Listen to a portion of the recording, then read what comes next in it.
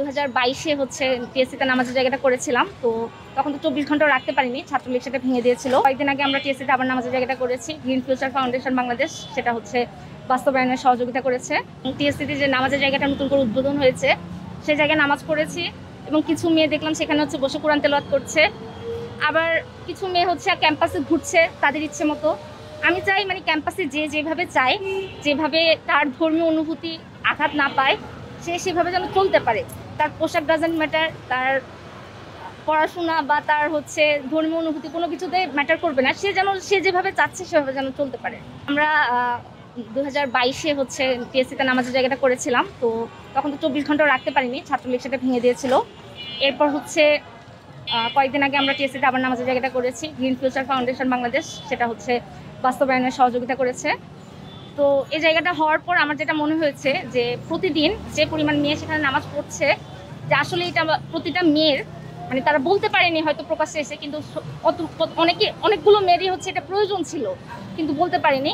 এবং আমার কাছে এটা মনে হয় ঢাকা ইউনিভার্সিটির যে মানে ইতিহাসে এটা একটা স্বর্ণাক্ষরে লেখা থাকবে যে টিএসসিতে একটা নামাজের জায়গা মেয়েরা যেটা অনেক বছর ধরে চাচ্ছিল, পাচ্ছিল না এবং প্রশাসনও সহযোগিতা করেনি, সেটা আমাদের বর্তমান প্রশাসন আমাদেরকে সহযোগিতা করেছে, অনুমতি দিয়েছে এবং আমাদের ভিসি স্যার নিজে এসে উদ্বোধন করে দিয়ে গেছে। প্রতিটা হলে কি এখন নারীরা ঠিকমতো নামাজ কালাম পড়তে পারতেছে? হ্যাঁ, ওপেন আছে, মানে মাগরিব এসা পর্যন্ত ওপেন থাকে। তাছাড়া আমাদের 5টা মেয়েদের হলে হচ্ছে খতমে তারাবি পড়ানো হচ্ছে, ইমাম সাহেব আছে। এবং আমাদের যেটা আগে কখনো হয়নি, আমাদের হলগুলোতে এখন আজান হচ্ছে, এশার আজানটা হচ্ছে, মেয়েরা এশার আজান শুনতে পাচ্ছে, যেটা আমাদের গত 100 বছরে আর কখনো ইতিহাসে আমাদের মেয়েদের হলে আজান হয়নি।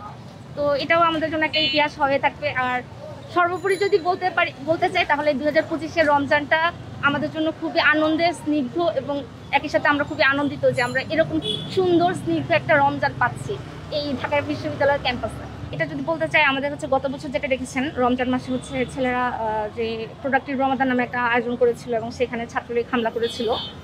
এছাড়াও গত 2024-এ হচ্ছে একটা প্রোগ্রাম ছিল, গণ ইফতারের আয়োজন ছিল, সেখানেও বাধা দিয়েছে।